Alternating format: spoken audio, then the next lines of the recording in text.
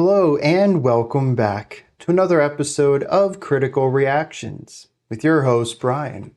We're going to continue on with this week's theme of favorite moments, looking at those parts of songs that absolutely capture your attention and your imagination and are the reasons you return to these songs in the first place. Today we're going to check out some Sigur Rós. We're going to look at the track Glósóli. This is the 2025 remaster here. The person who requested this mentioned that about halfway through the track, there's a tempo change that leads into a climactic ending. I do love those myself. Let's see what they're doing with this track.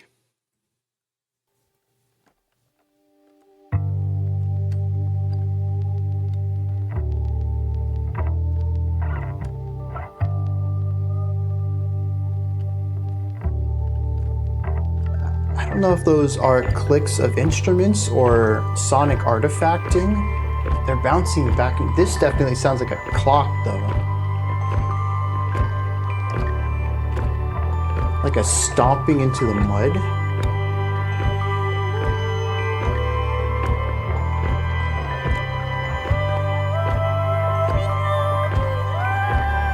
It's gorgeous, quite ethereal.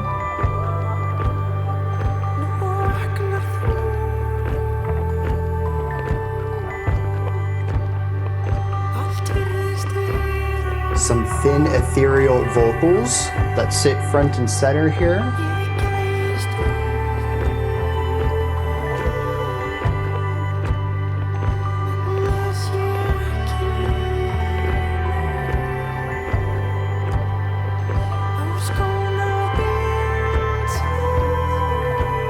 This whole section reminds me of the beauty of glass and the refraction of light through it.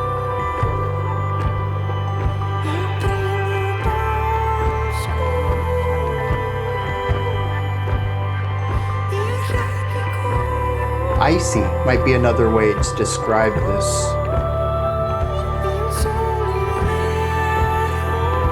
It's interesting that so much of it lifts up, but then there's that rooted tempo in the stomping. I don't know what that is.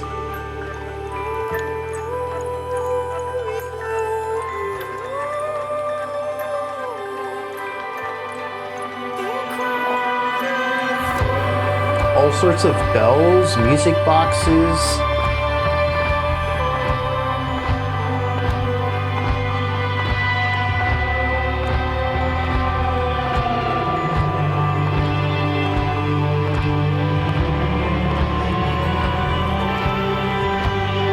Ooh. Lots of reverb, which allows for overlapping pitches, so it feels like they're shifting into the pitches microtonally. It's a very smooth movement between tones.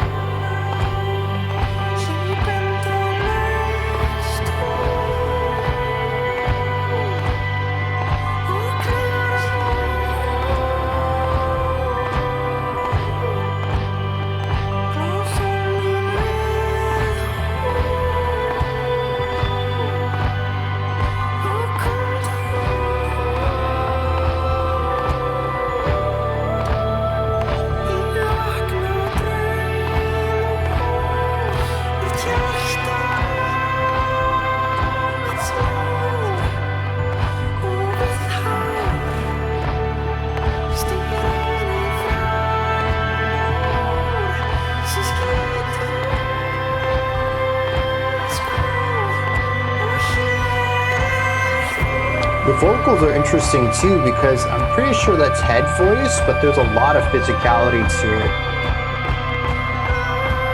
Really good control of that falsetto.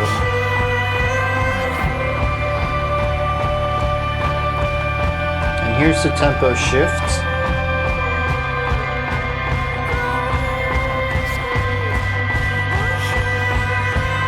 So I think that's just a double time from where we were at.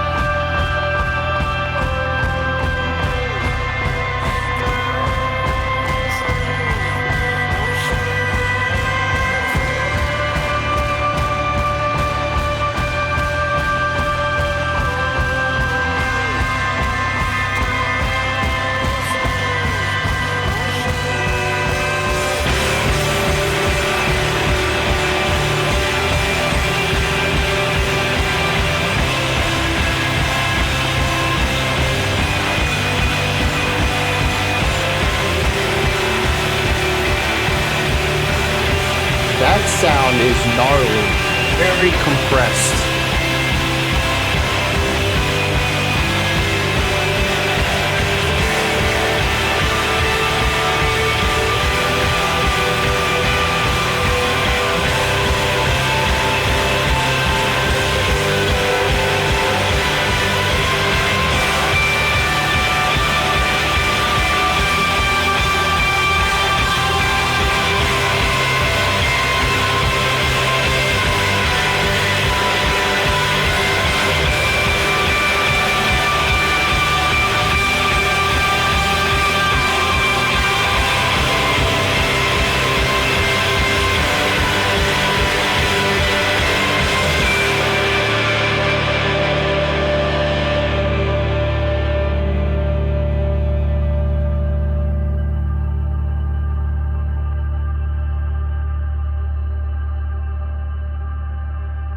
My interest is so piqued right here. What is this song about?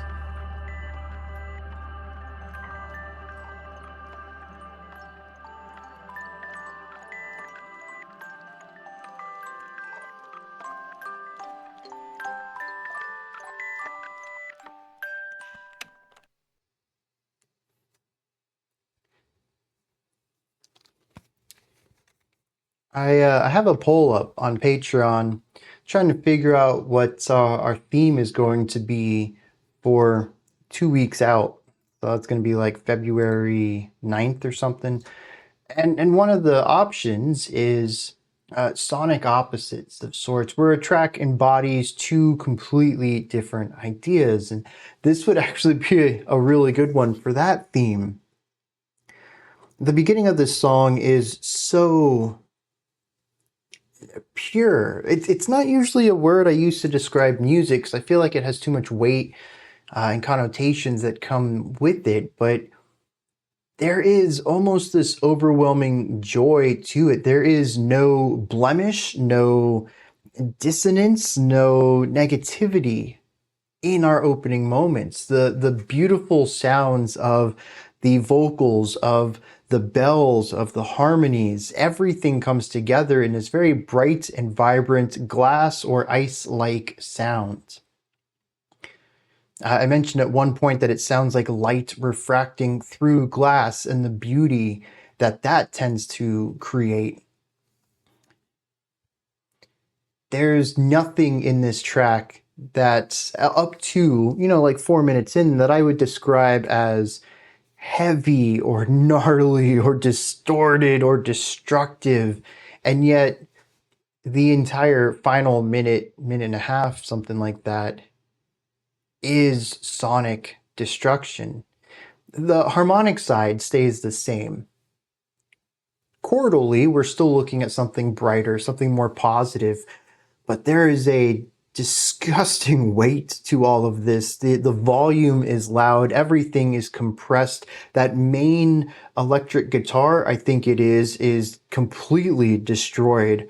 The tone of it is crunchy, and all of the interesting components to the timbre of it are shaved off and destroyed by the overdrive that comes, or the compression that comes through the overdrive, and the general clipping that's controlled through that process. It is a gnarly ending.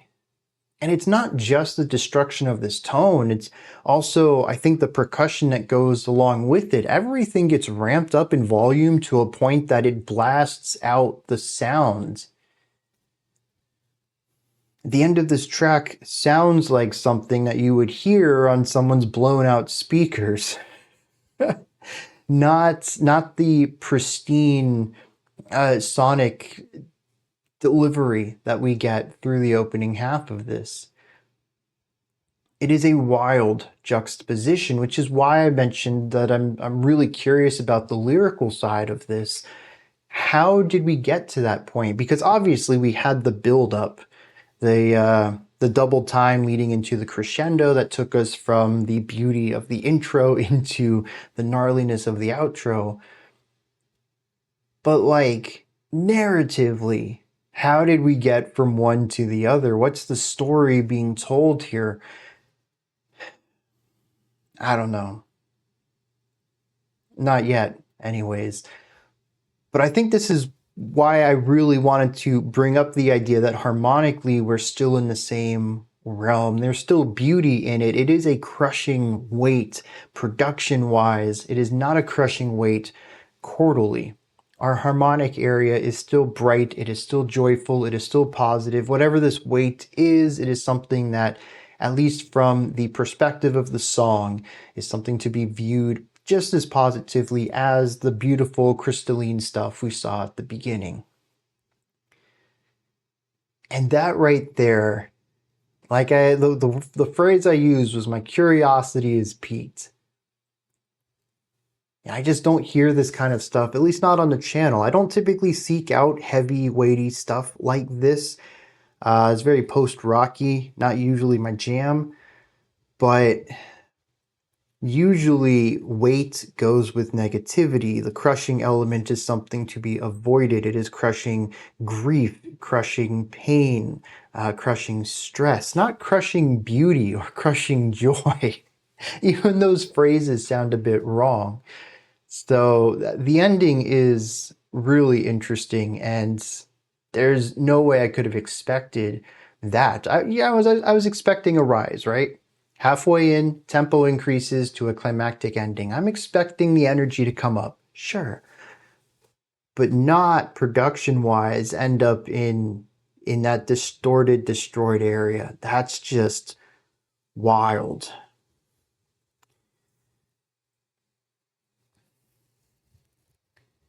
Now the rest of the track, though, there's a very specific instrumental choice throughout all of this. I'm still curious about the clicking and clattering at the beginning of the track. The very few opening seconds, you can hear these little chirps and cracks and stuff on the left and right side, and they do ping pong. It could be audio destruction. It could be tape degradation. Actually, that's what it sounds like, is tape degradation. And it could just be something as simple as a tape texture filter put on this track. Actually, I guess I should look at that too. For all I know, this was recorded on tape. I don't know when this was made. I do know that this is a 20th anniversary. There we go. So this came out in 2005, presumably, assuming that this anniversary title is correct. Mid-2000s, though, is probably fairly accurate. Yeah, probably digital if they went that direction, and then maybe putting a tape effect on top of it. But the thing is that these little sounds also grow in size and almost start to sound like percussion. Some of this may just be amplifying this tape distortion going on, but it might also just be instruments. I don't know. And the reason I say I don't know is because the general sonic palette of this track is pretty wide. We have bells, we have what sounds like toy pianos, there's even things in here that sound like, over here in the US, what we call toy xylophones, which are closer to glockenspiels. They're not wooden at all, but I don't know what it is with America. We call the metal ones xylophones. We've got it wrong. We've had it wrong for generations. We just stick with it, I guess. But it doesn't sound like a proper glockenspiel. It's way more muted than I would expect the instrument to be, and it also is tinny, not bright and vibrant, but sort of dull. And it gets on your nerves really quickly. I don't know what it is about the timbre of these toys. It's not fun to listen to. I don't know why we still make these things. Anyways, so we have these toy elements in here too, but they are paired with proper glockenspiels. We have bells. I think we have vertical bells going on in here too for a little bit more resonance going on. It's a wide palette of bright, vibrant, thin tones. Some of the stuff in here does get further reverb, but I would say that most of the innate qualities of these instruments are a bit on the thinner side. They do ring out, but they don't take up a lot of room. They don't take up a lot of space in the mix. And I think this is really important because it portrays that feeling of glass or ice. It's that transparent element to it. When you think of, a big guitar, when you think of the guitar tone at the end of the track, it is massive. It is a wall of sound. It feels physical. It feels opaque. It feels like you can't move it. You can't see through it. It is here. It is a hurdle. It is a wall. The bright, thinner sounds at the beginning feel more transparent. But it's all also in an upper range. We don't really have a lot of bassiness in here. We don't really have some mid-lows. We have some mid-highs. All of it, though, feels elevated, feels light. This adds a lot of color and texture to the track that gives it its elevation. It gives it its levity. The vocals add on to this as well, being incredibly high in pitch, but also having that, this is going to be difficult to explain. There is a thinness to it, as I believe this is falsetto, and falsetto tends to have a little less body, but it still has physicality. I wouldn't call this airy falsetto. It's the technique on hand is fantastic. The control that this person has over their voice works. I mean, it's technically impressive, but it also works with this track incredibly well. It lines up with pretty much all the other instrumentation going on in here.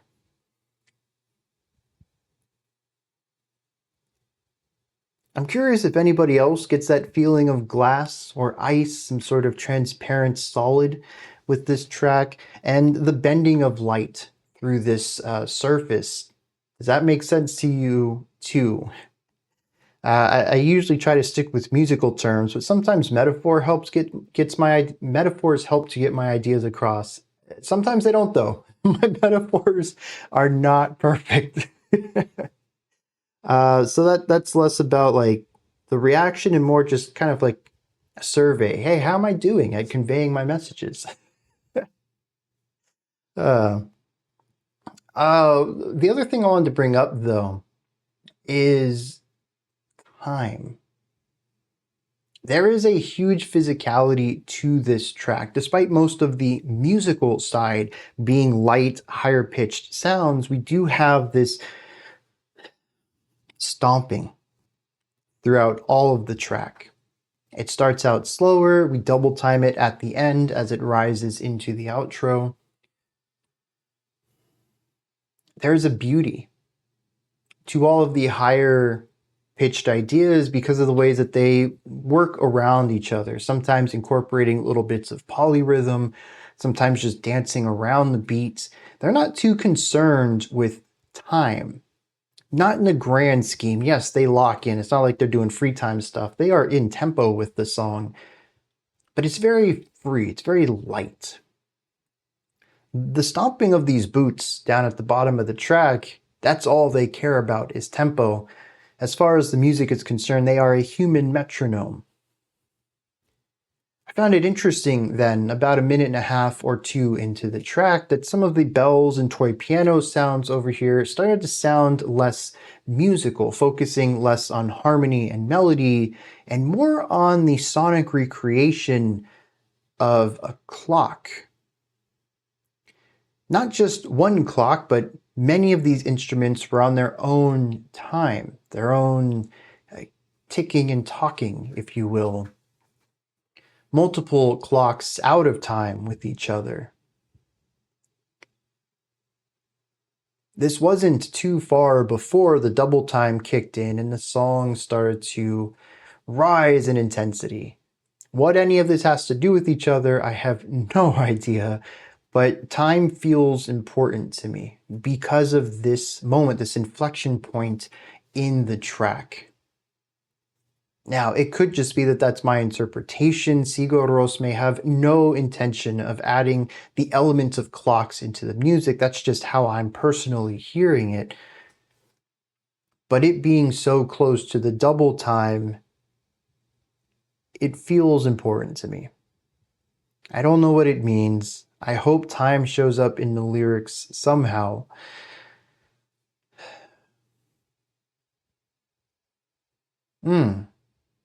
Speaking of movement, this is a very clear set of movement from free time back to standard time to double time.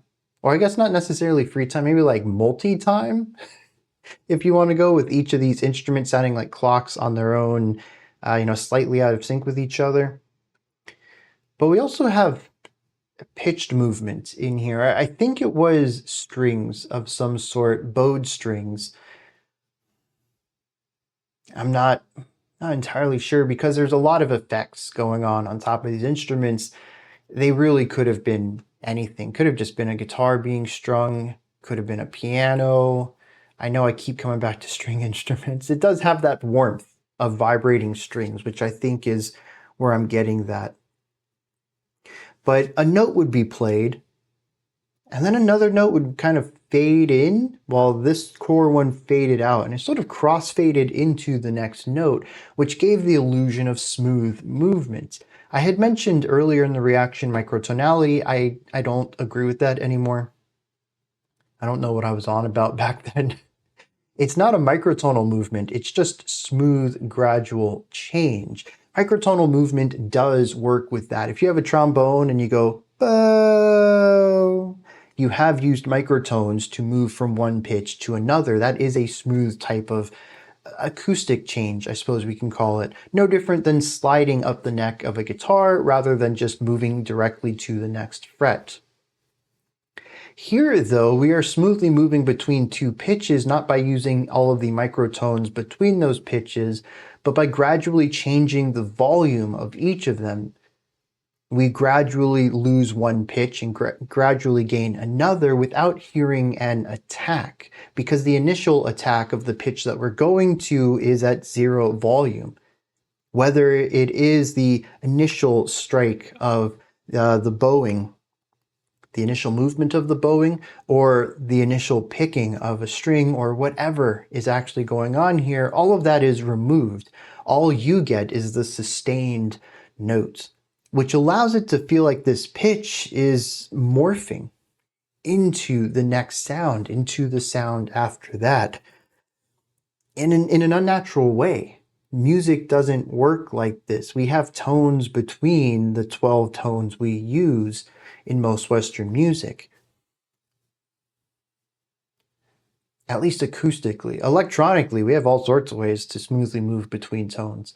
But there's something that's, everything else about this feels natural. Using sound to paint a picture, this feels different.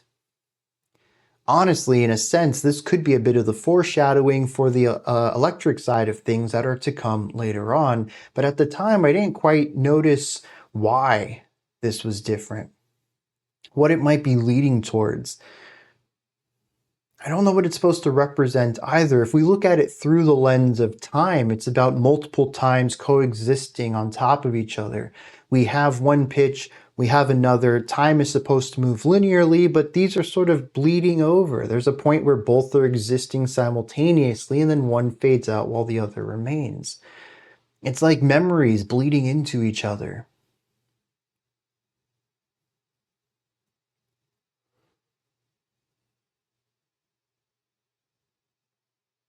The bonker song, dude. And the thing is, it's like, it's so simple, right? For 6 minutes of music, we really only have two ideas, and both are based on growth from a static concept. We just keep layering on top of it new concepts, but each individual instrument isn't really doing a lot of change. They have their one idea and they play it over and over while other things get added to it.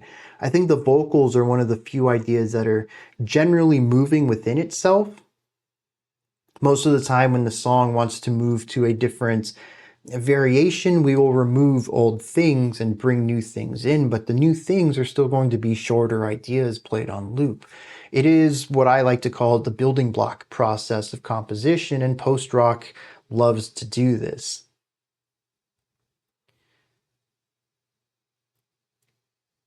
And despite that, there ends up being a lot of what I would call artistic depth to this.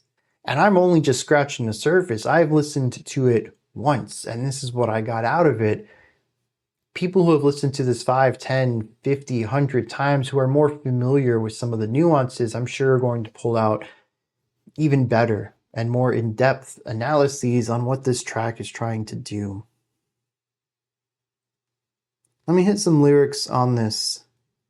See if any of my thoughts from the music happen to show up in the lyrics at all. All right. I'm going to use a little bit of a lot of different translations.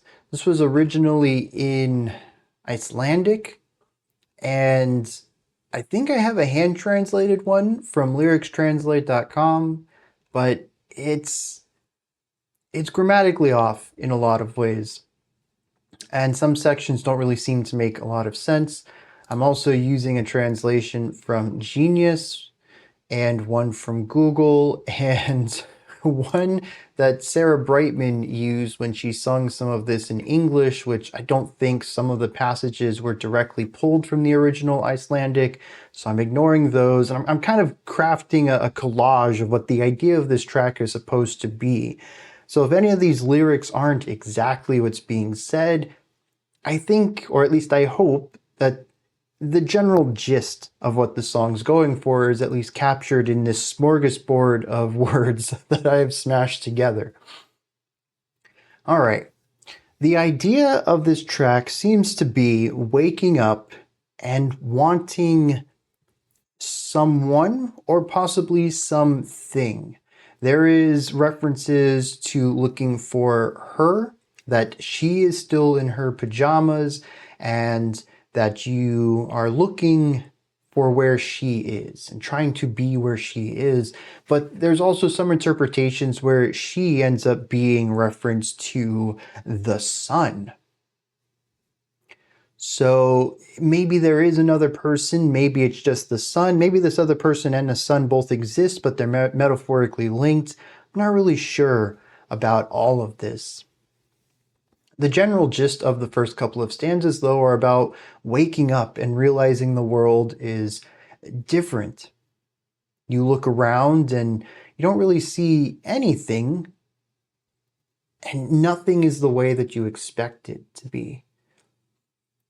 It says, I tied my shoes. She's still wearing her pajamas, and in a dream she came to me, though I was in a hurry. But she is the sun, and she is out there. Where are you? It says, so I set out for a walk, take a journey. Dang, where's this other set that I wanted to grab this from? There it is. Take a journey and roam the streets. I can't see a way out, and so I use the stars, and she sits for an eternity and then climbs out. She's the glowing sun. I awake from a nightmare and my heart is beating. So it's almost as if they awoke in pitch blackness, almost an exaggerated darkness. Tried to explore through this and got lost, only to find the sun helped them guide their way as it came out upon the horizon. The sun rises, though I really like the phrase, it climbs out. It says at the end, and here you are. I thought to myself, here you are, the sunbeam. Now, sunbeam is how Google translates Glósóli. Some people translate it as glowing sun, but I've also seen that it is a combination of two Icelandic words, which is, I don't remember what the first part of the word is, but anyways, it translates to like to glisten or to glow or to shimmer. And the other part is soul, S-O-L-E, a singular self. And I wonder then if this isn't about the sun as an external force, but about a glowing of the inside, of being your own light, and how that's supposed to work alongside these disparate translations I have that seem to represent an opposition or a separation between the light and the narrator. I don't know. There's also the other possibility that a lot is being lost in translation too, given how the hand-translated one is grammatically weak. It might be possible that English isn't their first language and the translation is trying their best, but without a strong grasp of English. You can't translate some of the more poetic elements of the Icelandic. Google Translate, that one doesn't always grab the poetic, metaphorical elements. It's more of a not necessarily pure literal, but definitely closer to a literal take on things. It could be that I'm just missing a lot of the internal poetic context to this too. But what I do understand is that this track is about searching for light to make your world better or warmer.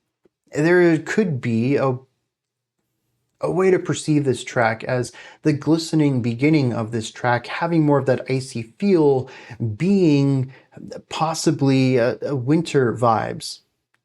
Very chilly, very cold, the white haze of snow, and the sun is something to warm the soul, to bring the fire back, to get rid of the snow, and to bring spring, life coming forth through the sun, metaphorically. And that might be the heavy weight of it. It is this massive warmth against the snowy, cold backdrop. I'm not super confident in that read, particularly because it doesn't bring in any of the destructive components of the end of the track. It just brings in the sonic weight of the finale. But it's the best I have with the information I'm given. If anyone has a better translation, if they want to translate it themselves, I'm all ears. Go ahead and do that. Put it in the comment section. I'm happy to engage with any of that. I'd love to kind of bounce some ideas back and forth, because I do feel like there's a lot of artistic representation in the music that it's slipping through my fingertips. Like, I feel like I should understand this better than I do. And I think a lot of it comes down to the intentions of the art, which is where I'm getting kind of lost because of the language divide here. So you can find the original Icelandic lyrics on genius.com, on lyricstranslate.com, pretty much anywhere. This isn't a set of lyrics that are hard to find.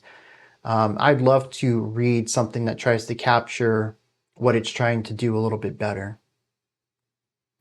These are my thoughts then on Sigur Rós's Glósóli. What did you think of this? Is there anything that stood out to you? Anything that you'd like to add on to what I said or correct me on? Do you have your own take, perspective, or opinion on this track? Please let me know. Put that down in the comment section along with anything else you'd like to add. Above that, in the description box, you'll find a link to Linktree. Takes you here. You can find links to my music, ways to support the channel, a link to the Discord server, and so much more. Above that, if you could, like, subscribe, and ring the bell. I greatly appreciate all three of those. That wraps it up for today. I'll be back tomorrow, though, 5 p.m. Eastern Standard Time, 10 p.m. UTC as usual. Until next time, remember to be critical, not cynical, of the music you listen to, and have a fantastic morning, afternoon, or evening, whenever you choose to watch my videos.